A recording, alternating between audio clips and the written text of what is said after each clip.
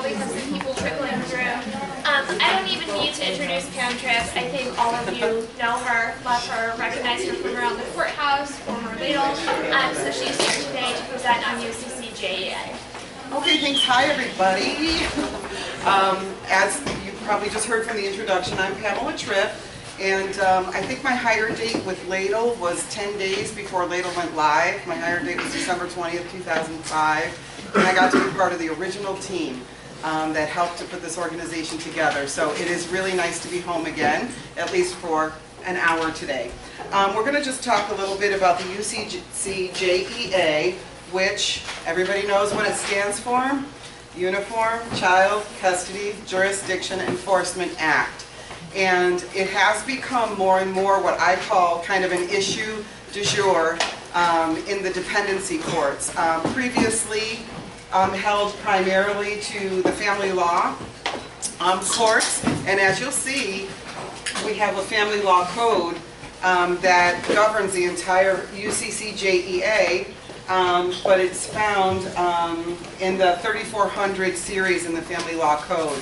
So hopefully today I've kind of tried to focus this just on kind of issue spotting. I know you guys are busy, you have big caseloads, you know, what to watch out for, what to spot, and then to have a little bit of knowledge about the UCCJEA, because as a parent's attorney, I can't say that there's any one way of advocacy. You may be looking for a way to advocate for another jurisdiction to take the case. You may be looking for ways to advocate for the California court to take the case, depending on who you represent and what their interests are in the matter.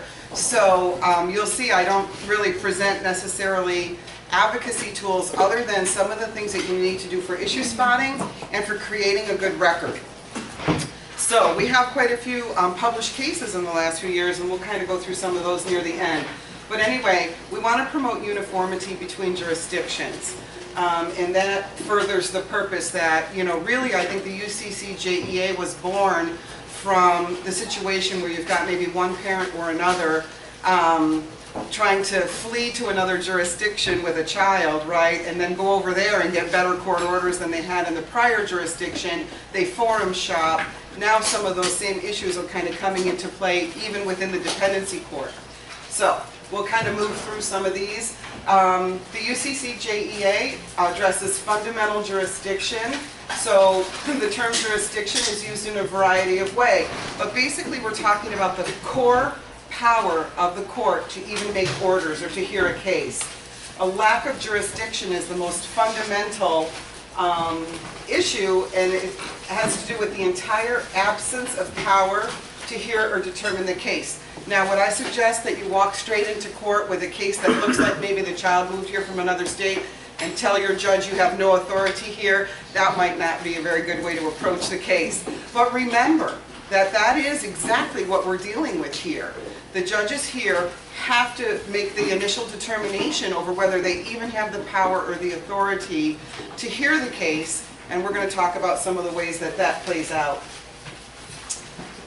So the core UCCJEA principle, when they say the decree state, this is the original state, whether it's California or another state, that made any kind of custody order regarding a child.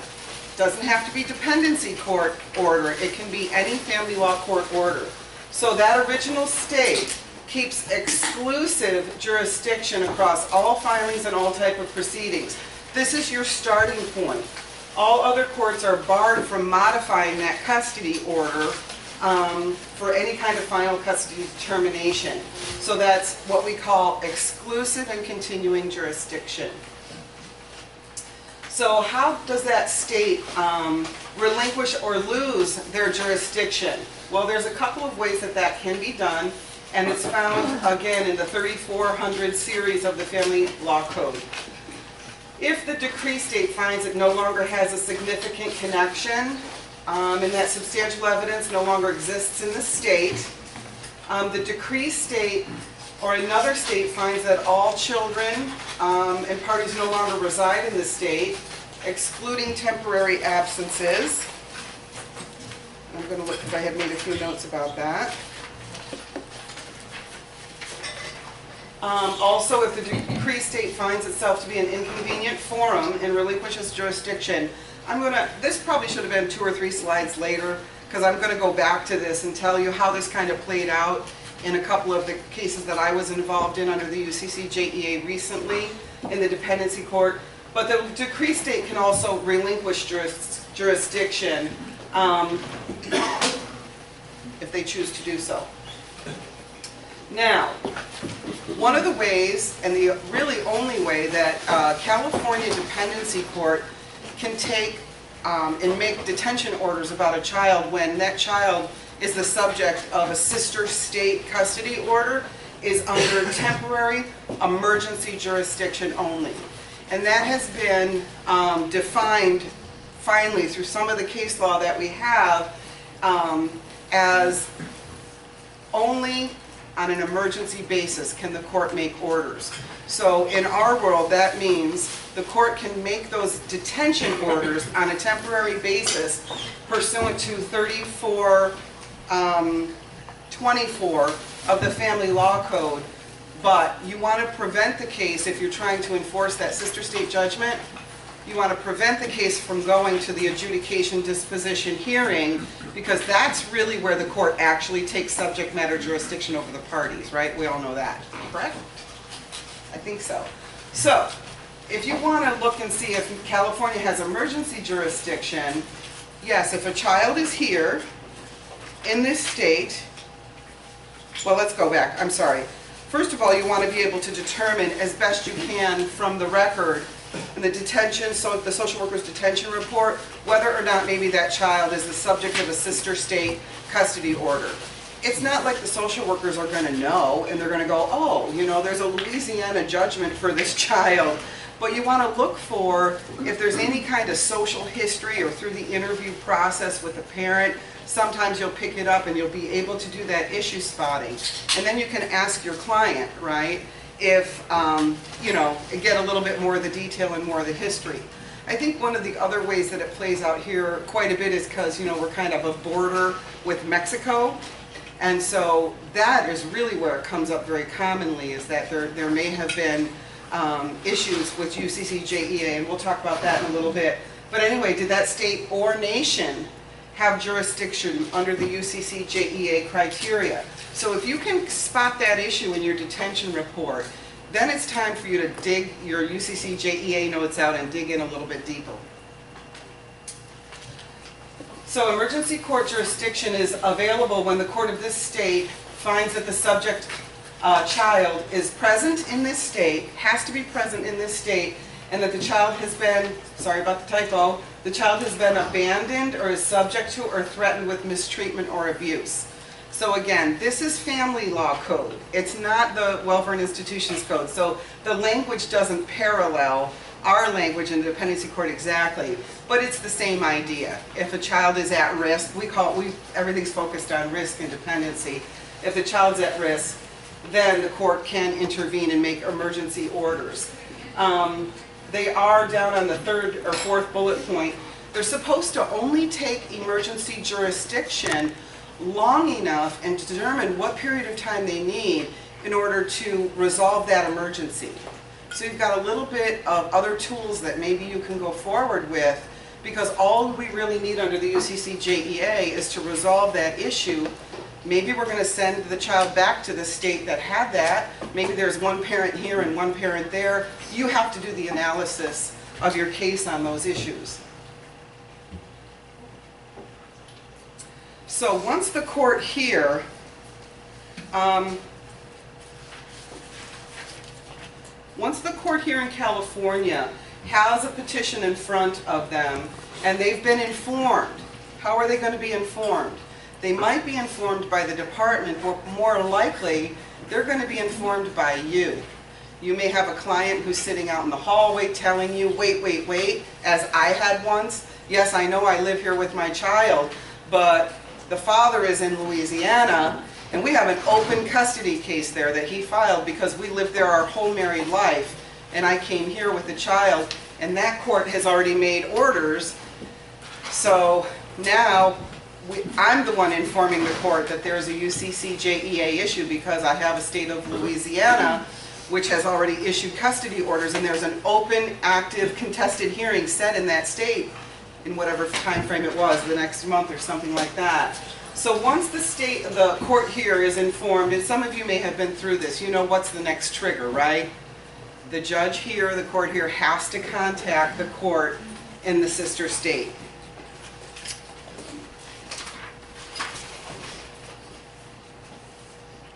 And I put a little note at the bottom. When you look at the case law summaries, I think these were all handed out, there are some cases that deal with this note in a little bit more detail. And so if you have this issue come up, I suggest that you maybe take a look closer at that case. But as a general rule, I think you're on safe ground if you prevent the case, if that's in your client's best interest, of course, prevent the case from proceeding to the jurisdictional hearing until the UCCJEA issues are completely resolved.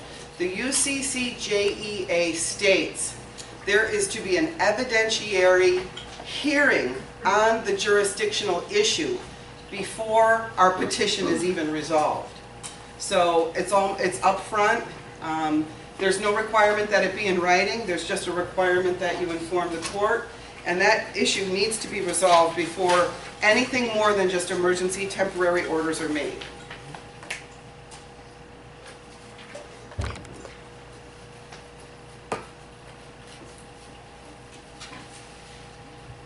So, family law section 3421, this is required for a court to make an initial custody determination. If for some reason the other state declines ongoing jurisdiction and cedes jurisdiction to California, the California court is still to make a record and make some findings on the record, okay? They have to find that California is the home state, or that there is potentially no home state of the child, meaning that the child hasn't resided in either of the states for a period in excess of 6 months. The court needs to find here that there's a significant connection to California, that there's substantial evidence, right, about the nature of the case and what the allegations are in California, and all the states, and I said or nations because the UCCJEA applies exactly the same for sister state judgments as it does to other countries. Okay, so it's other states or other countries. So all the other states that had a claim to jurisdiction have declined jurisdiction in favor of California, or that no state would have jurisdiction under the UCCJEA criteria. You all are so quiet. Can I ask a question about that last slide? Yes, you have a furrow in your brow. Can you go back to it? Yeah. So, number 5. Let's say all states with a claim to jurisdiction have declined jurisdiction, but there's not really a substantial connection, and maybe there's very little evidence in California. Does this court still have the ability to take jurisdiction over the child if they believe the child's at risk? Yeah, I believe that they do, because if you don't have another state, even if there's a custody order in another state, it's not automatic that that state is going to take the child back and have jurisdiction there. So you'll see through some of the case law that if that other state doesn't actively take steps to, take the child back into the state and make those custody determinations and jurisdictional decisions, then California can take jurisdiction over the child. Okay, as a timeout for a peek at some definitions. So, home state. You'll hear the attorneys talking about home state. So that means a state that the child has lived in for at least 6 consecutive months, immediately before the commencement of the child custody proceeding. So it says in this code section that in a case of a child that's less than 6 months of age, then it would be the state where the child has lived from birth to whatever age the child is under 6 months. However, are there ever any exceptions to the rule? Yes. We do have a published case out of dependency, In Re RL, and this is in your case summary materials. It's from the year 2016, and it states that a brief stay in the hospital incident to birth does not confer jurisdiction for purposes of the UCCJEA. In re RL was a San Diego County case, and it probably comes up a lot more because that is a border city. And this was a case where a mom came over the border 9 months pregnant and gave birth in a San Diego hospital, and was not legal here, and she tested positive for meth. Okay. However, the court in re RL found that because the child, the mother, the father, and were both citizens of Mexico, and they found that the UCCJEA applied, and that was not sufficient connection, ties, and everything to California, and so they found that California, even though the child was born here, did not have home state per the definition under 3402. If you're geeky enough to want to know all the reasons why, then you have to read the case. So then we have the commencement of the proceedings, means the filing of the first pleading in a proceeding. Can I ask a question about that last thing? Sorry. About that or about the RL case? Sort of RL. So in that case, because California wasn't the home state, it would have required California to contact Mexico and see if they wanted jurisdiction, correct? Yes, that's the way that it would flow. Okay. Right. So like I said, it depends on who you're representing, Sometimes we know that we have clients that come over the border because they want the medical care services and they want, those kinds of things here, but right, it's a two-edged sword in a situation like that. Is it in the best interest of your client to get involved and advocate for the child to get sent back to Mexico, maybe with a father, or whatever the orders are going to be, or get Mexico to do that, or would you rather be advocating that the child stay here? Either way, you need to look at the case of in re RL and try to figure out if there's a way to do it. But if Mexico declines, then California can take it. Correct. If Mexico declines, then California can take it. I have a follow-up Go ahead and try and get a hold of the courts over there. That's where it takes a lot of legwork on these cases if you're going to really get involved and do it. If we have time, I'll share a couple things that I've encountered. But anyway, yes, Rachel. To follow up on Jason's question, if the court was able to get a hold of Mexico, Mexico says, nope, we don't want jurisdiction, take it. Does this court then have to make that analysis you were talking about previously and find, yes, there's a significant connection, yes, there's evidence here, in order to be able to take it? I would suggest to you that the answer to that is yes, and here's why. Because when the record is silent, okay, and that is exactly what happened, and later in the materials you'll see the in re Aiden L case that came down, I think last year in 2017, and they did reverse the trial court on the UCCJEA issue. Why? Because the record was silent as to findings, and that case is still in litigation and being bounced. It just got bounced from Arizona back to California, and I represent one of the parties in that case. And so it can be a real mess. So the answer is yes. To the extent that you possibly can, you have to ask for those findings and orders on the record. And part of what you're doing is making your record for appeal so that you know the court has considered it and the court is making those findings. The more detail, the better, right? Understanding, like I said, I don't live in a place where I don't understand how heavy the caseloads are, and the courts have a million cases on calendar, but to the extent that you can, you encourage the court to make that record. Okay. I'm actually going to skip that one. It kind of repeats in my opinion.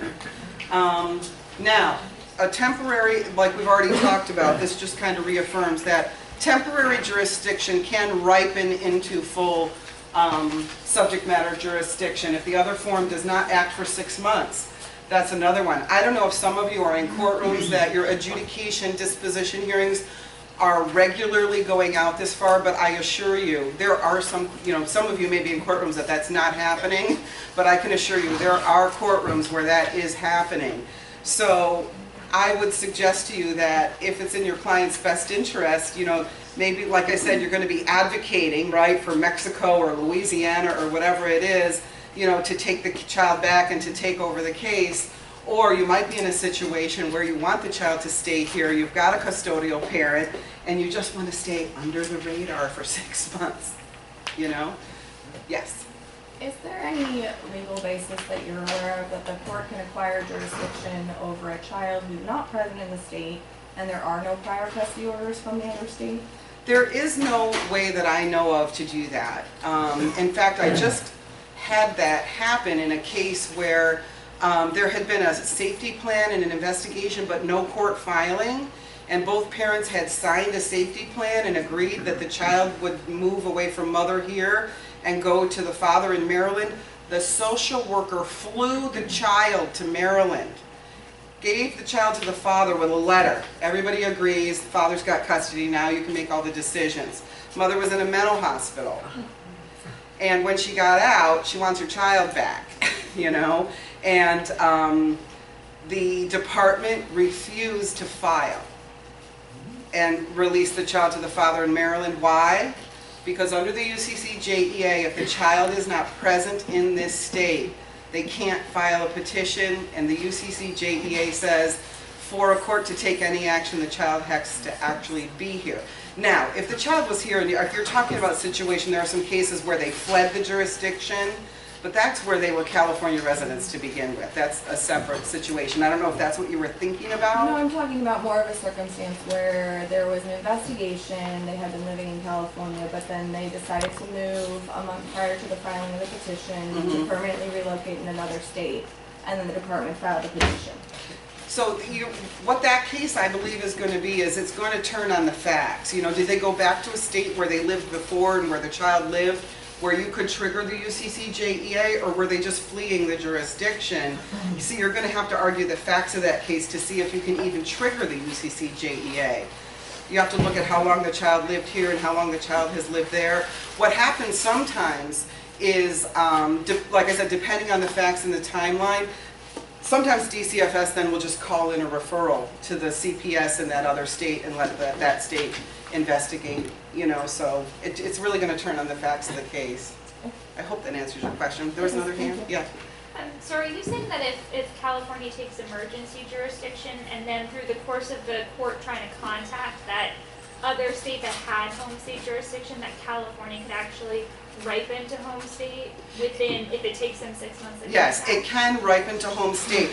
And there are some case summaries in here which state that if the decree state or the original, you know, state that made the original custodial orders does not take action to respond and the time clock runs, that is a way that California, that we can ripen to full jurisdiction here. Okay. And by take action, is it enough for our court to talk to the judge in the other court and they say, yes, we want it? Would that be considered taking action, or do they actually have to calendar something? No, that would be enough. I mean, that would be enough, is for the court to say that they intend to take jurisdiction and they're going to take action to do it. It might take longer for the machinations of it, but as long as they've articulated it, that's considered action. I mean, logistically, you know, somebody's got to pick up the child and things have to, you know, be done, but that's kind of really more on DCFS to take those actions. Hold on, Jason, there's a hand behind you. Yeah, so in a particular case I saw, we had the home state, which I think might have been Nevada, willing to take jurisdiction, but the child was AWOL, she'd run away. And the court would not, in Nevada, would not take the case until the child was located and brought back to them. Mm-hmm. And the court here was trying to say, well, we can't provide to the child. If you're taking jurisdiction, you take jurisdiction. And the court said, we will, but we're not calendaring the case or anything until this child's located. Mm-hmm. So, and the judge here was a little perplexed. And I'm curious about what your conclusions would be on that. Yeah, you know, I mean, my immediate reaction without having some of my think time would be that the court here would probably have the authority to issue a protective warrant and just wait it out. You know, I think then it just has to, you have to see how the case plays out. You know, do they find the child and bring them in before like that 6-month period runs, where California then could just kind of subsume. But once Nevada has indicated they'd take the case, I'm not sure that 6-month timeline would even apply. It's like if you get your hands on the child, subject matter, right, and Nevada wants the child, then you can send the child back. Yeah. I just want to clarify, so if there's no previous custody action, like the parents live in Arizona but they went camping out here for one day and drugs were found and the DCFS got involved, DCFS or the juvenile court doesn't have to contact the Arizona court because there was no prior custody determination, right?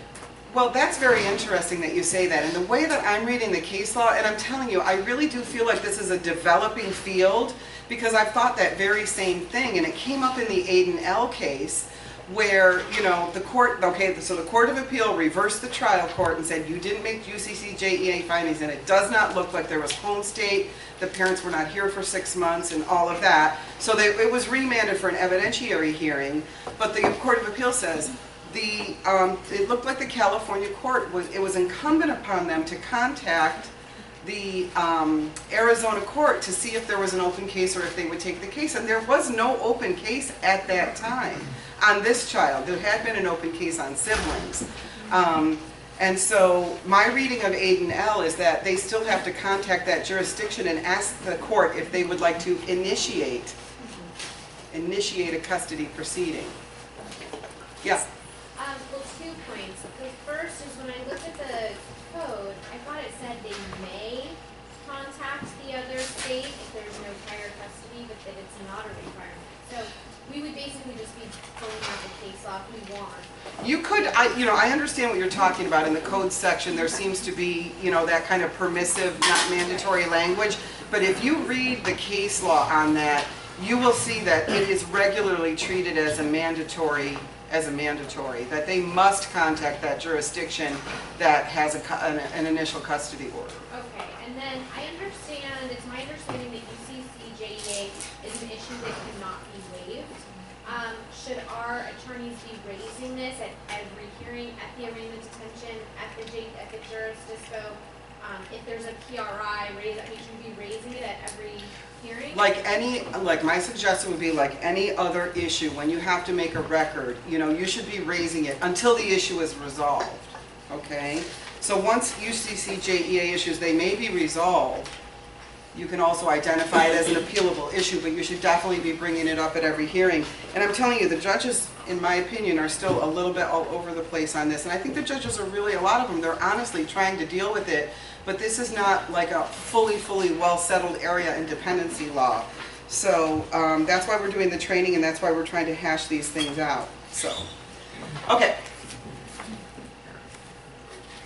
So I gave a little bit of a summary here on the Aiden L case, which we just talked about, but this was one, and I just put it up here as an example because probably almost everybody here could relate to reading a detention report that said like this. The detention report stated that the parents and the minor had traveled to California from Arizona about 4 months before the dependency petition was filed. So this was one where the record was silent. There was no one that spoke up about the UCCJEA issue. And so everybody kind of conceded that California, because they weren't here 6 months, was not the child's home state when the petition was filed. Yet for unexplained reasons, the issue of subject matter jurisdiction, it's a little bit snobby of the Court of Appeal to make a comment like that, wouldn't you say? You know what I mean? Like, as if we're all in court asleep at the wheel on purpose, you know what I mean? So I'm defending you guys that way, okay? It's like, oh, excuse me. Anyway, I don't know why they say for unexplained reasons. I could think of 100 reasons why anybody could miss this, right?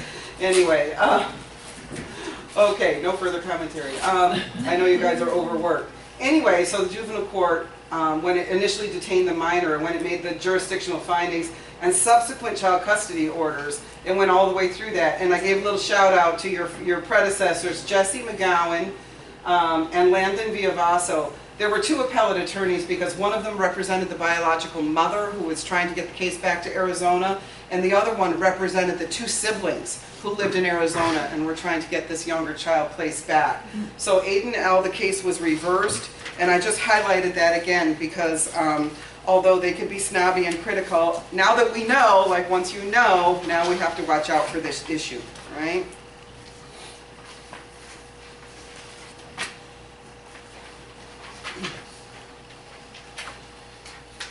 Okay, so we have the case of In Re MM. There's no statutory authority that expressly provides the court has an affirmative obligation. That's a little bit of the permissive versus mandatory language that she might be speaking about, but also it's really not up to the court to find this issue and to say, okay, They don't have a duty to say, okay, everybody come in, let's all have a little conference with the judge about the UCCJEA. The courts have no obligation really to do that. So they don't have to advise like we give admonitions and advisement of rights to the parties. There's no requirement that the court advise them of their rights under the UCCJEA. So it really is up to you to do the issue spotting, and then as soon as you don't know what to do, call your supervisor. No, I'm kidding. Some final notes about this before we get into a little bit of the case summaries. Remember, the UCCJEA is the exclusive authority to resolve the issues of jurisdiction between the states. The home state has exclusive jurisdiction unless that court concedes that it's not going to take jurisdiction. Hint, I suggest that the conversation between bench officers be taken down by a court reporter. There is some support for this, and honestly I can't remember if it's in the code or a published case I read, but I went through this with a certain judge who shall remain nameless in Department 419. We go through the whole thing with this UCCJEA issue, right? He dutifully contacts the judge in the other state, and because I am a complete maniac, right, with my cases, I already have contacted a lawyer in the state of Louisiana who had the family law case, who walked it into that court and made sure that they told that judge to take jurisdiction back again, because that court had given my client custody, and the chance of your client having the children detained in 419 is high, right? And so when we came back, the judge said, yes, I've contacted that judge and he wants to take the case back. And I can't remember how it got set ahead again or continued, and when we came back for trial, the judge said, I said, but Your Honor, the Louisiana court said they're going to take this under UCCJEA. And he said, well, I don't think that's exactly what the judge meant. I'm not kidding. That's exactly what I dealt with there. So we took it all up on appeal, and that's kind of another story. But there is authority. You can ask, no matter if you're going to make your judge mad, I don't know, you have to, measure your own bench officer. But when they call, you have the right to have that on speakerphone in chambers and either be present, but I would suggest you may want to consider actually having the court reporter take down the conversation. Now, that was just one experience anecdotally that I had with a judge who just like literally put something opposite on the record the next time, and we'll let the appellate attorneys, what could I do? I have to let the appellate attorneys sort that out. But there is a case which now has dealt with, right, because I'm a dinosaur for sure, and there was a case where now some of the judges are utilizing email. So if they can get the email address of the judge in the other jurisdiction, they can email it. Now you've got a written record that you can track, right? So this was a case, there was a published case, it's in your materials, let me see if I can tell you which one. It was Mexico, I don't think it was another state, but they emailed that court several times, 2 or 3 times, and over the course of several months,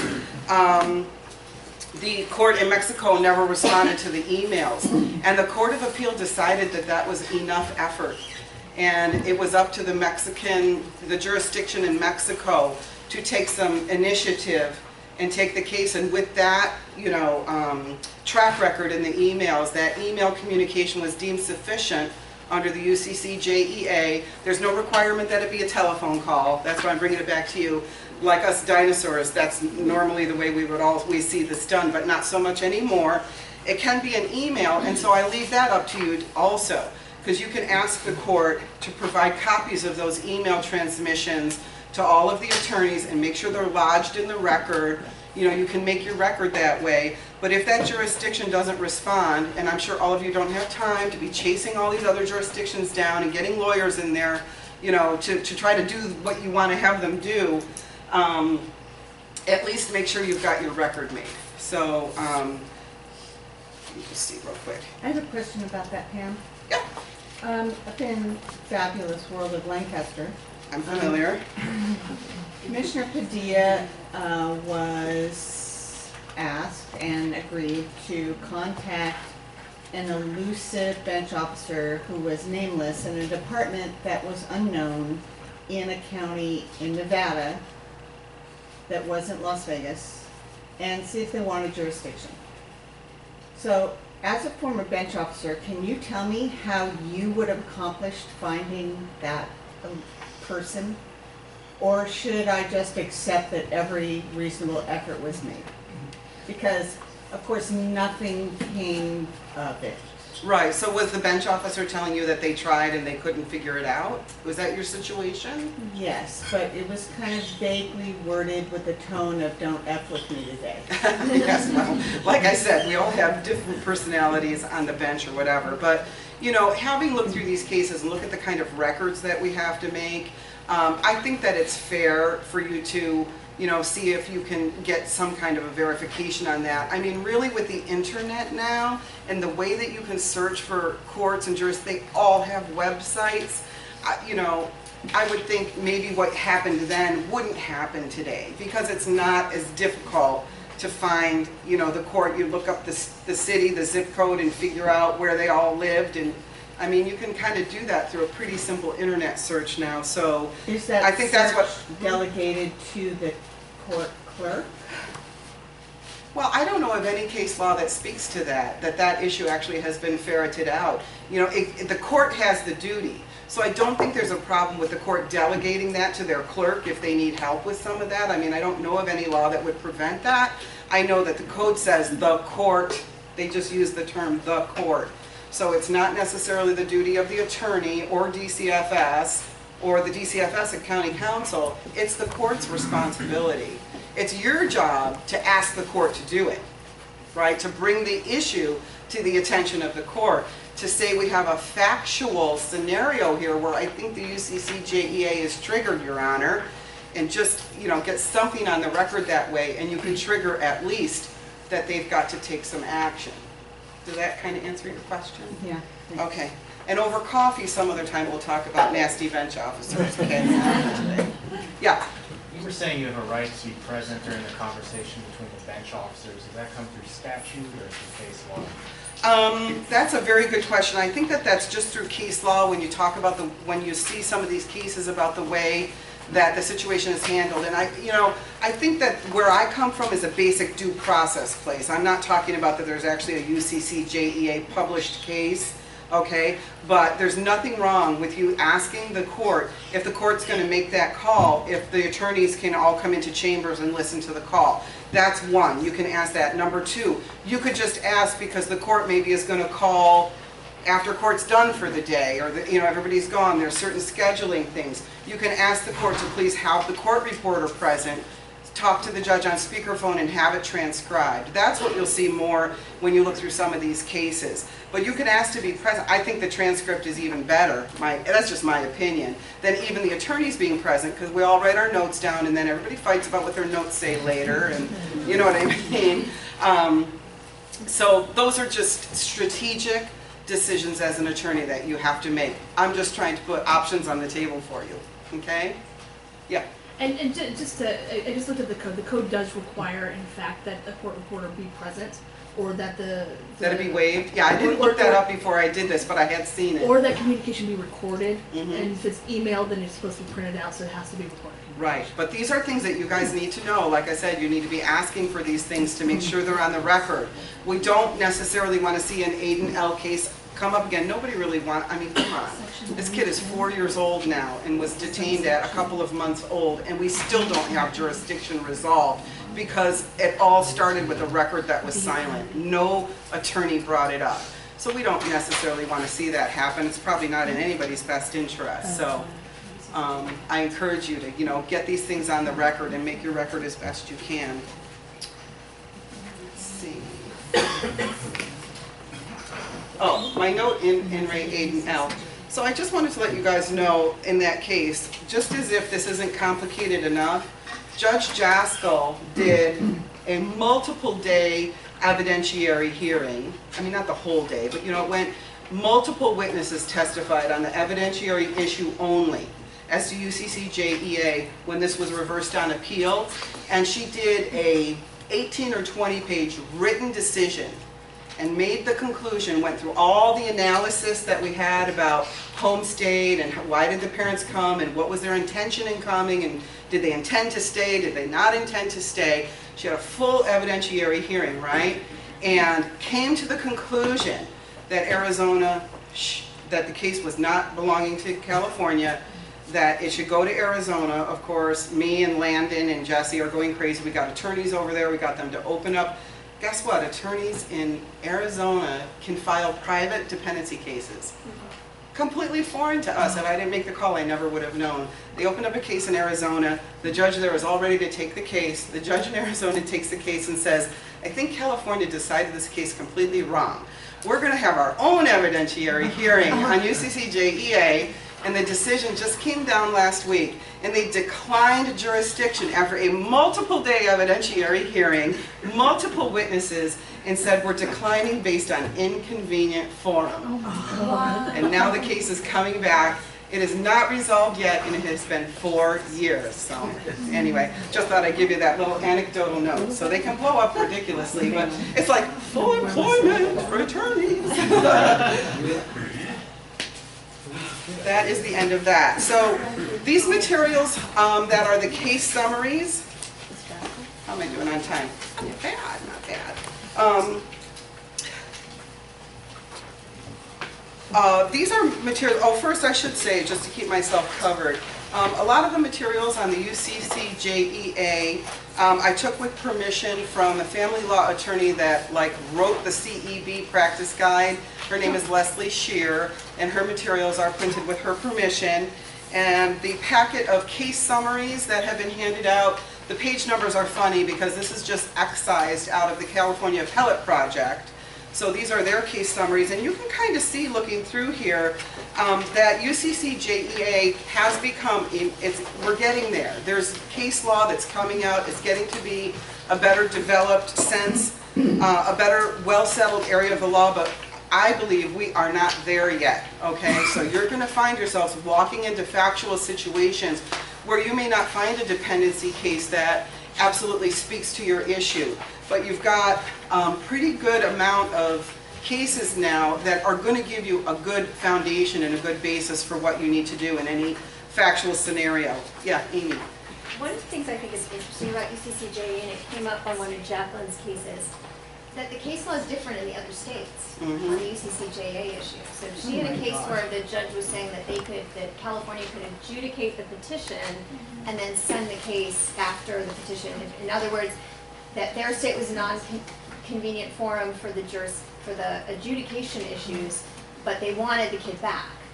And allegedly there was some case law, and I think it was what, Oregon? Yeah, it was in Oregon. And what they were saying is that Family Code Section 3412 in the Family Law Code allowed for us to conduct an evidentiary hearing, send a certified copy of the transcripts to their jurisdiction for them to then conduct the disposition hearing. So our court only made factual findings. Right. And then sent a certified copy of all minute orders and the transcripts to that other jurisdiction. And I've actually been able to do that in Oregon and Nevada. No one's taken it up yet, that I'm aware of. And didn't they claim that there was some case law in Oregon that allowed them to do Yeah, in that? Oregon, the So bench officer So- there said that she had gotten spanked on the issue for not doing that. And so that was her request to our court, Yeah. was to conduct that kind of evidentiary hearing. And then our court has then done it on 2 or 3 other occasions for other states. Right, and I think that's very interesting to me too, because I think what you'll find,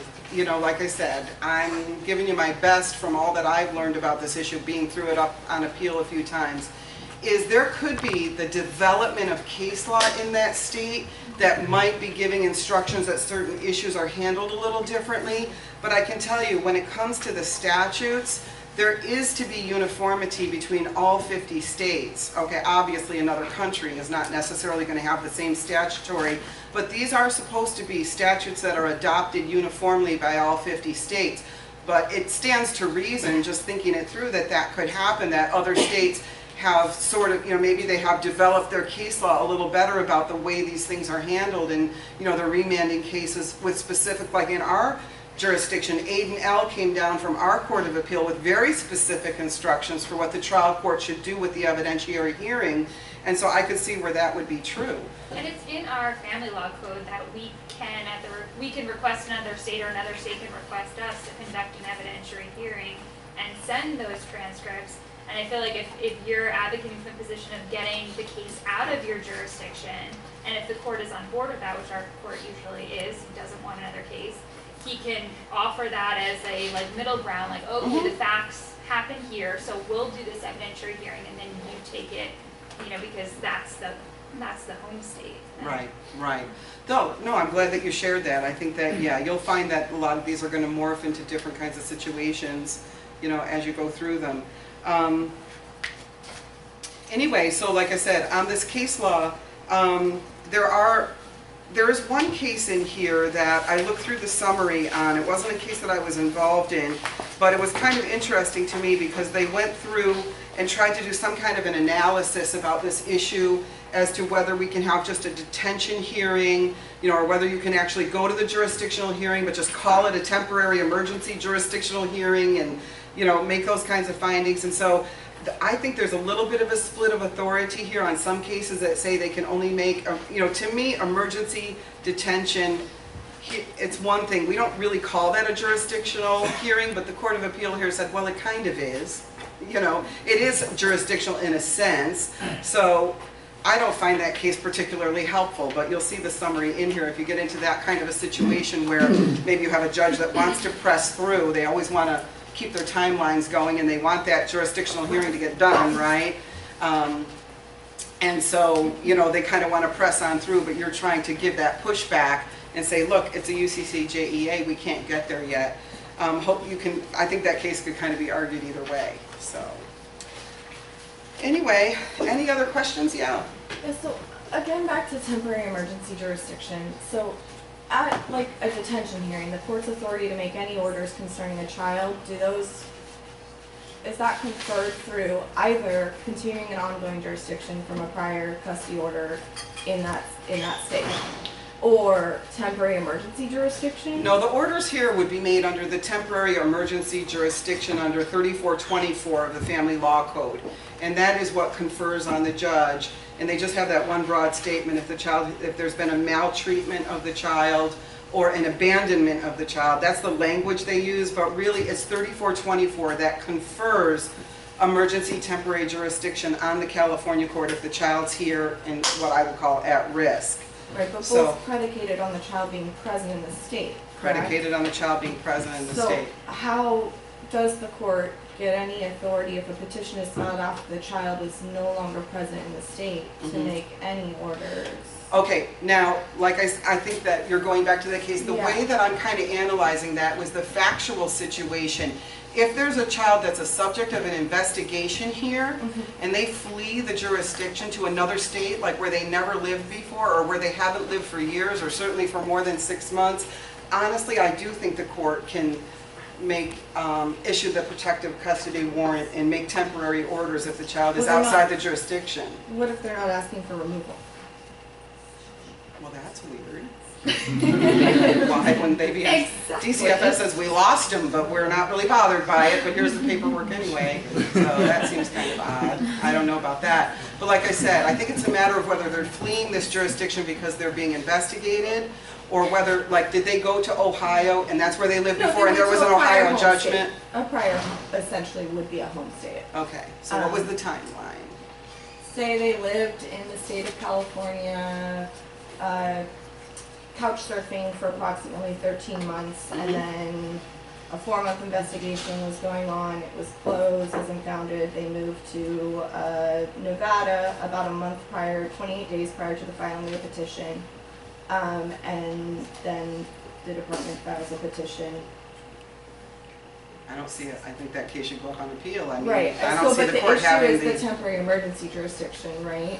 Right, it would be. You want to see what does the department have as the risk. If they investigated the case and closed it as unfounded, why would they file on it? Right, so if there's not even temporary emergency jurisdiction, I understand that the general subject matter jurisdiction cannot be waived, but if there's a question under this circumstance, does it require a special appearance or anything to that Definitely nature? a special appearance, and I mean, this is just me as an old dog thinking that what you're talking about, and some of the other old dogs here can say, that's like something I think that maybe is a demur.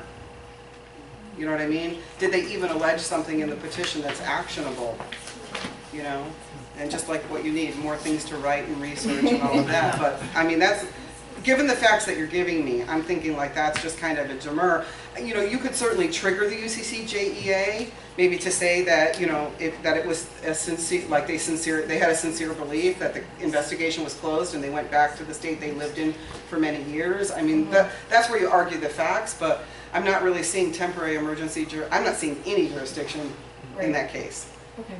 Appeal, That's my thought as well. appeal, full employment for all the appellate lawyers, yay. Anyway, anybody else? That's about what I have for material. I mean, there's stuff here, but I'm not going to read it to you. I hope everybody has found it at least somewhat helpful trying to sort this out. Stay tuned, because I have no question in my mind that we're going to be having more development of the case law in this area. It's a hot topic now.